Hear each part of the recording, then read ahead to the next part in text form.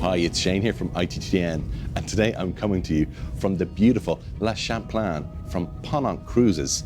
So we're here just about to dock in Bergen, so we got to spend 2 nights on board at their first ever seminar at sea. With the seminar, kind of focused on what Ponant was about, what their goals, their missions are, and how they're more actively getting involved in the Irish and UK market. With the recent hiring of Danny Giles, we now have our own dedicated trade support member. So I took the time to sit down and have a chat with him, tell us a little bit more about this amazing luxury cruise brand. So Danny, thanks so much for inviting me on board this fantastic cruise ship, La Champlain. Yeah, no, well, it's been a pleasure having you and giving you the ability to be able to see Ponant firsthand, I think is really important. Yeah. As with the other Irish trade members that we've had on board today as well. Yeah, everyone has thoroughly enjoyed it. Like, I mean, it's only when you kind of get on board that you realise that the ship is so much more intimate. So with this Explorer class vessels, and all 6 of them, they're only 131 metres in length, Right, yeah. but they are a TARDIS internally, so it's got a real sort of a spacious feel to all the public areas and the staterooms as well, so yeah. And like the decor, it's that kind of chic kind of Frenchness, it's so comfortable but kind of refined. Yeah, we have that, what we call that je ne sais quoi, or that French touch. Yeah, and then I suppose, speaking of French, you know, they know their way around the kitchen.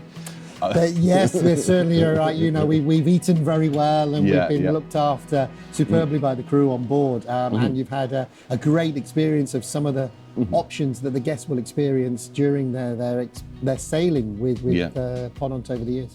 And I mean, you were saying that this class of ship, you've got a number of ships that are kind of quite similar to this one. Yeah, so we have 6 of these Explorer vessels in total, over and above the 4 sister ships, right, and then the world's first luxury icebreaker with Le Commodore Charcot. Yeah, I think when you say the icebreaker, kind of conjures up these images of maybe something a bit more, the word luxury kind of doesn't really kind of pop to your mind, but when you see the actual ship, it's something else. Definitely. Historically, I think the icebreakers that would go to the likes of the North Pole and further south in Antarctica, etc., would have been a bit more rough and ready, kind of bunk bed, upper and lower kind of berth, whereas the Charcot has kind of ripped up the rule book to a point where it's you know, the food concept by Alan de Casse on board, the indoor detox bar and area and the snow room and stuff. It has the ability to take it to the next level, but still giving the guests the ultimate experience to go and visit those remote destinations along the east coast of Greenland, the Northwest Passage, and because she is a smaller vessel as well,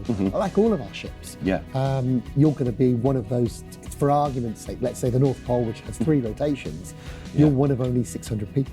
Wow. That's going to have that opportunity to see and experience with Ponant the geographic North Pole. And one other thing on this ship that kind of nearly caught me off guard was the Blue Eye Lounge. Yes, so again, another fantastic unique feature, only available on the Ponant Explorer vessels here. Right. So the Blue Eye Lounge was inspired by Jules Verne, being 20,000 leagues under the sea, and it's going down to deck 1 and under the water level as we sail around the world, and guests will get a different experience. So if we're moving, then obviously it's this very meditative state of the sea and the water rushing past. But then if we're in the Seychelles or in the Caribbean or even in Norway here, you know, there's a great opportunity to see the wildlife in its natural habitat. Yeah, and like that, when just behind over our shoulder here, you can't really see it, but the water is just so close to the deck.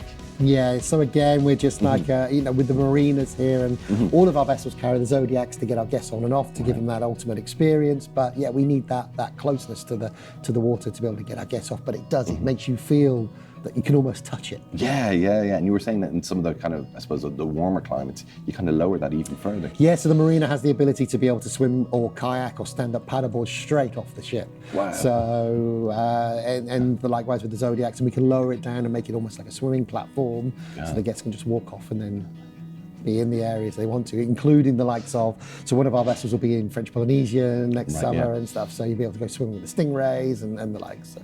And so, Danny, like, if the trade want to find out a little bit more, or they want to kind of sign up and start selling Ponant, what's the best course of action? Yeah, so obviously I'm dedicated now to look after Ireland, which is great, but Ponant's never had a fully dedicated person looking after the Republic of Ireland. So it means that we're committed. We see the Irish market is a growth area. 65% of our business comes through travel trade currently. So there's opportunities out there to be able to make and get your share of that. So contact myself, dgiles at ponant.com. It's very easy though. And then we can obviously have the discussions on how we can work together. And everybody has a Ponant customer. They just maybe don't know that they've got a Ponant customer at the moment, because we've got such a diverse range of product. And we talk about expedition, and automatically we think of polar bears and penguins, but expedition to the warmer climates as well. So those don't need to worry about being hatted and gloved up to enjoy their experience of the Kimberley or Central America and Belize, where we're doing expeditions as well. Like certainly for me, like I felt while being on board that this seems perfect for the kind of client that's done a few kind of cruises. They're kind of well seasoned at this stage, and they just want that something a little bit special. Or yeah, we've certainly got that extra touch. With you know, and the French element brings that, but it's due to the size of the vessel, the unique international clientele on board. You know, it's a very eclectic sort of nationalities whilst we're sailing, and it means that the guests, being a smaller vessel, will go to places where the larger ships can't go to. And I know when you had the ship visit there, kind of during the summer, you didn't come into Dublin Port, you came right up the Liffey. Yeah, exactly, as far as we could. If we could have opened the bridge, we would have been further down, but yeah, right by the Three Arena. And again, you know, we have that ability, and next year,